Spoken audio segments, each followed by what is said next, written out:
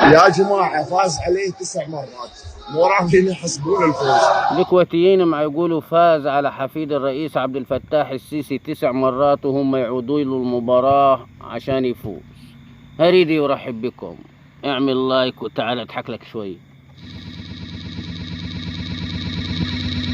لاعبنا مع حفيد رئيس الجمهورية.